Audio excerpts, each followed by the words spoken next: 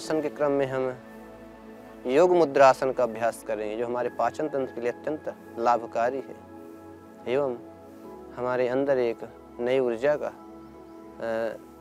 ऊर्जा को जो है प्रदान करता है। सर्वप्रथम हम बाएं हथेली को ऐसे और श्वास छोड़ते हुए करें हम।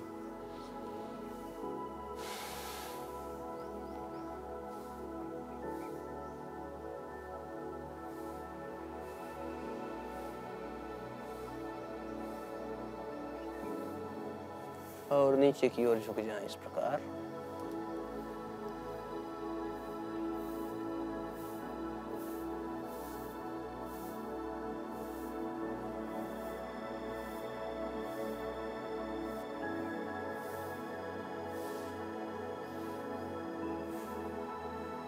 जिनको पेट की बहुत ज़्यादा समस्या रहती है, लीवर आदि की, किडनी की, पेनक्रियाज की, डायबिटीज आदि अनेक प्रकार की बीमारियाँ एवं अजीर्णता की, भूख नहीं लगती, डकार आती, कच्ची डकार आती रहती भोजन के बाद, तो आसनों का अभ्यास जरूर करें, जिसके माध्यम से हम संपूर्ण रूप से स्वस्थ हो सकते हैं।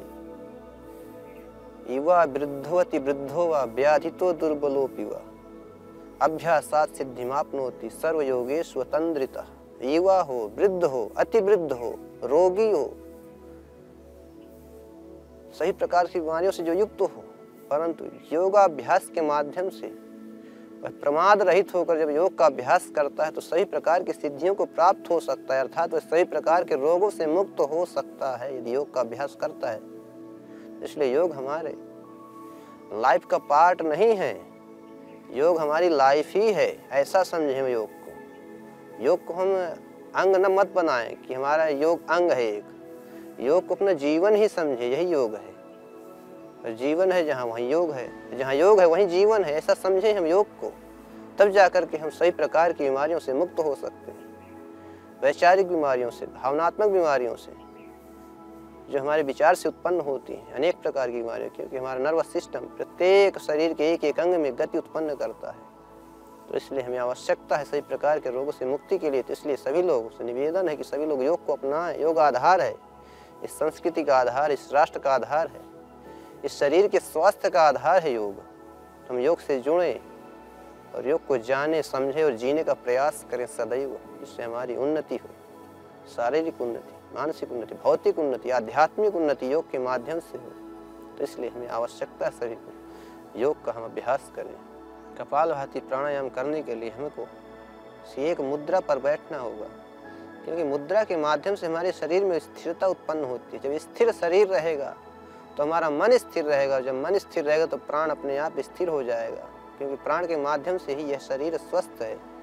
जो प्राण हमारा स्वस्थ है, प्राण, अपान, व्यान, समान, उदान, जो 5 प्रकार के प्राण बताए, नाग, कूर्म, कृकल, देवदत्त, धनंजय, 5 प्रकार के उप प्राण बताए, जो हमारे शरीर में एक एक प्राण का अलग अलग कार्य होता है, जो शरीर को एक ऊर्जा देता है। तो इसलिए प्राणों की शुद्धि के लिए प्राणायाम का अभ्यास, शरीर के शोधन के लिए, नस नाड़ियों के शोधन के लिए प्राणायाम का अभ्यास, तो कपालभाति प्राणायाम के लिए मुद्रा के माध्यम से जब हमारे अंदर स्थिरता उत्पन्न होती है, महर्षि घृण्य कहते हैं मुद्रा स्थिरता चैव, मुद्रा के द्वारा जो है स्थिरता प्रदान होती है। तो इसलिए मुद्रा में बैठ करके प्राणायाम का अभ्यास करें, कपालभाति प्राणायाम।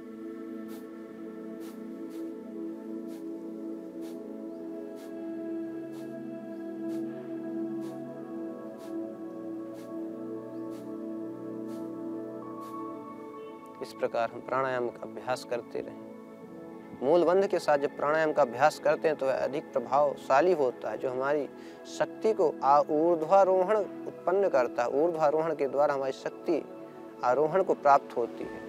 शक्ति जो है हमारे शरीर में समय अनेक प्रकार की जो है तत्वों से पूर्ति कराती है हमको, और हम एक नई ऊर्जा को प्राप्त होते हैं। तो इसलिए हम कपालभाति प्राणायाम का अभ्यास जरूर किया करें। अनुलोम विलोम प्राणायाम,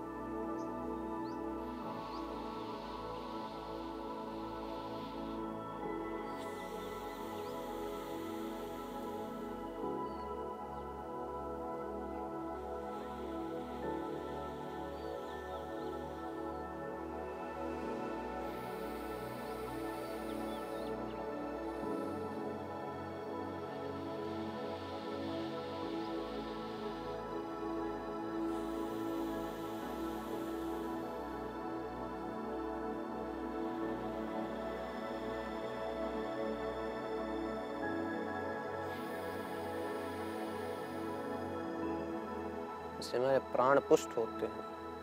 प्राणों में जो गति का अवरुद्ध हो जाता है, ऐसे में जो हमारे प्राणों की गति सक्रियता हो जाती है प्राणों में, प्राणों के माध्यम से हमारे शरीर में जो भोजन का ऑक्सीकरण होता है, भोजन पचता है।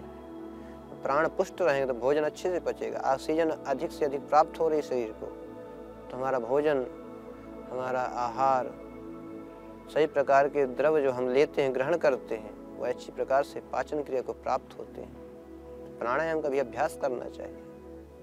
इसलिए कुछ देर के लिए, अधिक समय ना मिले, 5 मिनट 10 मिनट ही अभ्यास करें, लेकिन अभ्यास जरूर किया करें। हमारे जीवन का बहुत बड़ा जो है आधार है प्राणायाम योग, जो हम अपने जीवन में प्राप्त कर सकते हैं। संपूर्ण सुख को, संपूर्ण आध्यात्मिकता, भौतिक ऐश्वर्य को, आध्यात्मिक ऐश्वर्य को प्राप्त कर सकते हैं। हम योग का अभ्यास डेली किया करें। सभी से निवेदन है कि योग से जुड़ें, योग को समझें, जिएं, प्रयास करें योग करने का। समझ में आएगा, कुछ देर करेंगे तब जिएंगे। इसलिए आइए हम अब पूर्णता की ओर प्रस्थान करते हैं। पूर्णता के द्वारा हम फिर पुनः आपसे अगले एपिसोड में एक नई व्याधि के साथ, नए रोग के साथ मिलेंगे, जिसका हम किस प्रकार से निदान कर सकें और हम अपने शरीर को किस प्रकार से स्वस्थ रख सकते हैं। तो अपने आपसे हम अगले एपिसोड में मिलते हैं। आइए।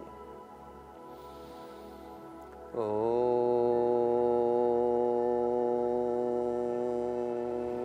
शांति शांति शांति।